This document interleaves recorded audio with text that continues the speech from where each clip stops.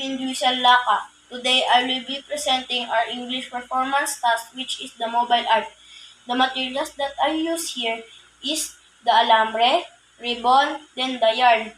I form a small circle out of the alambre, then wrap it around with ribbon. Then, I cut 4 small cuts of yarn.